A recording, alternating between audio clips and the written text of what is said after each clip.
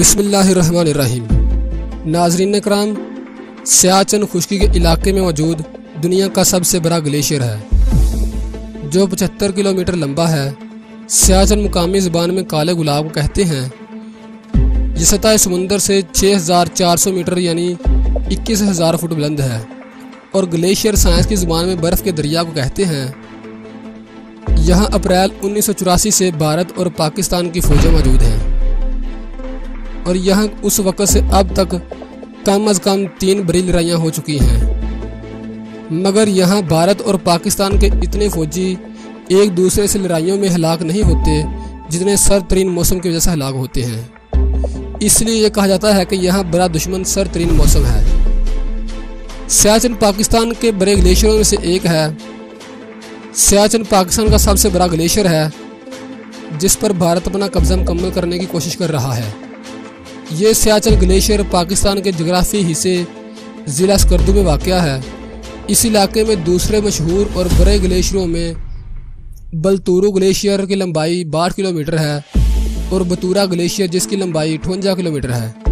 इससे कदरे कम लंबे ग्लेशियरों में ब्याफू ग्लेशियर, गारडून ग्लेशियर, आस्टन ग्लेशियर और चोगू लेंगमा ग्लेशियर शामिल हैं। ये तमाम इलाके 1947-48 की पहली पाक भारत जंग के बाद से पाकिस्तान के पास हैं। नाज़रीन कराम, सियाचिन दुनिया का बुलंद और सरतरीन मुहाज़ जंग होने के अलावा दुनिया का महंगा तरीन मुहाज़ जंग भी है। पाक फ़ौज इस पर रोज़ाना 1.5 करोड़ रुपये खर्च करती है। यह रकम महाना 45 करोड़ रुपये और सालाना 5 अरब रुपये बनती है, जबकि भारतीय फ़ौज का खर्च कई गुना ज़्यादा है।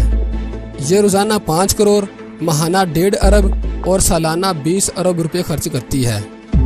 सियाचिन पर भारत के 7,000 और पाकिस्तान के 4,400 जवान ऑफिसर तैनात हैं।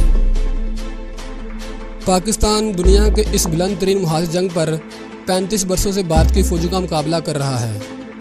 सियाचिन जो दुनिया का सबसे बुलंद और सरतरीन मुहाज़ जंग है, इंसानी तारीख में आज तक इतनी बुलंदी और शदीद सर्द मुकाम पर कभी जंग नहीं हुई।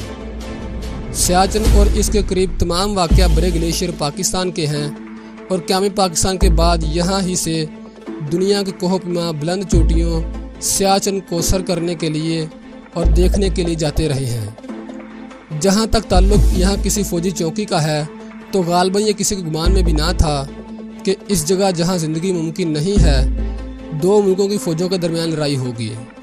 भारत ने यहाँ कब्ज़े का मंसूबा काफ़ी पहले से बना रखा था।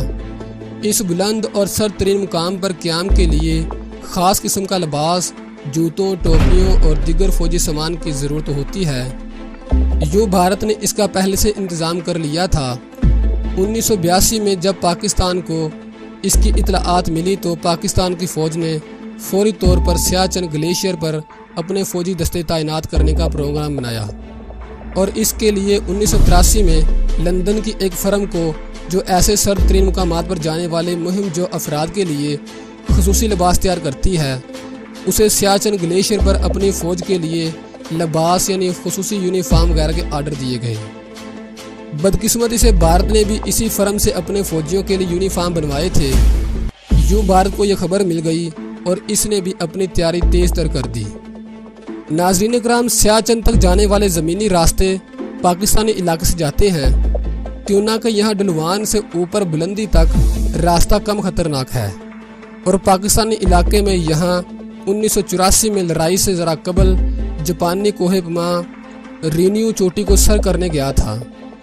ये चोटी सियाचिन के मशरिक में है और यहाँ से शुमाल मगरब में उक्साई चन है। ये इलाका चीन के पास है और इस पर भी भारत का दावा है। यहाँ से एक रास्ता शुमाल मगरब में चीन से जनूब मगरब में पाकिस्तान की तरफ कारगिल रीजन तक निकलता है। भारतीय फ़ौज का यह मंसूबा था कि वो इस अहम और स्ट्रेटजिक पोजीशन पर पाकिस्तानी फ़ौज को रोक दे। नाजरीन, पाकिस्तान ने अमेरिका को अफ़गान जंग में मदद देकर सोवियत यूनियन को शिकस्त दी, मगर अमेरिका ने सियाचिन पर भारतीय मंसूबे की इतलात फराहम नहीं की और ना ही पाकिस्तान की कोई मदद की, बल्कि इसका पता भी पाकिस्तानी खुफिया एजेंसी ISI ने ही लगाया था। भारत ने इस ऑपरेशन का नाम 4वीं सदी ईस्वी में पैदा होने वाले संस्कृत ज़बान के शायर कालिदास की एक नज़म के उन्वान पर ऑपरेशन मकदूट यानी मगूदत रखा था। جس کی کمانڈ بھارتی لیفٹیننٹ جنرل پریم ناتھ اور لیفٹیننٹ کرنل درکھنا نے کی، اور 13 اپریل 1984 کو بھارتی فضائیہ کے طیاروں اور ہیلی کاپٹروں کی مدد سے اپنی 10 انفینٹری پلیٹن سے تقریباً 3000 کی تعداد میں فوج اتار دی اور سیاچن کے علاقے میں پاکستان کے 2553 مربع کلومیٹر علاقے پر قبضہ کر لیا۔ پاکستان کی جانب سے اس کی اطلاعات کے ساتھ ہی کارروائی ہوئی اور پاکستانی فوج نے یہاں 4 روز کے بعد 17 اپریل کو جوابی کارروائی کی، مگر دونوں جانب سے ہونے والے جانی نقصان کے بارے میں تفصیلات سامنے نہیں آ سکیں۔ 17 اپریل 1984 میں پاکستان کی جانب سے اس فوجی کارروائی کی قیادت لیفٹیننٹ جنرل زاہد علی اکبر اور سابقہ صدر جنرل پرویز مشرف نے کی، جو اس وقت بریگیڈیئر تھے۔ بھارت نے سیاچن گلیشیر پر قبضہ کر کے 3 مقامی دروں پر کنٹرول حاصل کیا اور سیاچن گلیشیر کے کناروں پر پہنچا، جبکہ 1984 میں پاکستان نے یہاں سلاٹور رینج پر نشیب میں پوزیشن حاصل کی۔ اس کے بعد سے یہاں 1987 اور 1999 میں بڑی لڑائیاں ہوئیں۔ بھارت یہاں موجود اپنی فوج کو طیاروں اور ہیلی کاپٹروں کی مدد سے سامان سپلائی کرتا ہے، لیکن پاکستان کی پوزیشن ایسی ہے کہ وہ زمینی راستے سے بھی یہاں سپلائی پہنچا سکتا ہے۔ پاکستان کی جانب اوپر سے نیچے کی طرف ڈھلوان ہونے کی وجہ سے فوجی نقل و حرکت اور ساز و سامان کی ترسیل زمینی راستے سے ہو سکتی ہے، جبکہ بھارت کی طرف سے صرف فضائی راستے ہی استعمال ہو سکتے ہیں۔ ناظرین، اہم بات یہ ہے کہ اتنی بلندی پر واقع سیاچن گلیشیر پر، جہاں اللہ تعالیٰ کی جانب سے دنیا کی تخلیق سے لے کر 1984 تک کسی نے فوجیں نہیں اتاریں، بھارت نے کیوں فوجیں بھیج کر قبضہ کیا؟ یہاں یہ بات بھی اہم ہے کہ بھارت اس بڑے گلیشیر سے پانی کا بہاؤ بھارت کی جانب لے جا رہا ہے، اور یہ بھی عالمی قوانین کی سخت خلاف ورزی ہے۔ پانی کی تقسیم پر ہزاروں برس کے قدرتی بہاؤ کو تسلیم کیا جاتا ہے، اور اگر تنازع پیدا ہو جائے تو پھر اس میں اور بہت سے پہلوؤں پر غور کیا جا سکتا ہے، مگر بنیادی چیز صدیوں سے پانی کا بہاؤ جس طرف ہوتا ہے، اسی پانی پر اس کا حق تسلیم کیا جاتا ہے۔ اس پورے ہمالیہ پر قدرتی ماحول کو بھارت نے تباہ و برباد کر دیا ہے۔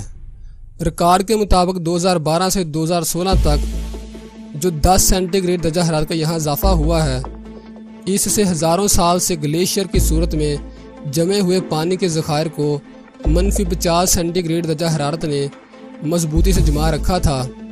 اب ان کے تیزی سے پگھلنے کے عمل سے پوری دنیا کے ہزاروں سال کا مستحکم قدرتی ماحول بھارت نے تباہ کرنا شروع کر دیا ہے، جس کا ثبوت یہ ہے کہ اس پورے بر صغیر میں سالانہ درجہ حرارت میں تیزی سے اضافہ ہو رہا ہے، اور کلائمیٹ چینج سے جہاں زرعی پیداوار متاثر ہو رہی ہیں، وہاں ان گلیشیروں کے زیادہ تیزی سے پگھلنے کی وجہ سے مالدیپ جیسے ملک کا آدھے سے زیادہ رقبہ سمندر میں ڈوب چکا ہے، اور آئندہ 15-20 برسوں میں بنگلہ دیش کا بھی تقریباً 15 سے 20% رقبہ سمندر میں ڈوب جائے گا۔ اس لیے ضروری ہے کہ اقوام متحدہ کا کوئی مشن بھارتی قبضے میں سیاچن گلیشیر کا پورا معائنہ کرے اور دنیا پر واضح ہو جائے کہ آخر وہ کون سی وجوہات ہیں جس کی بنا پر یہاں اتنے مختصر عرصے میں درجہ حرارت میں اضافہ ہوا ہے۔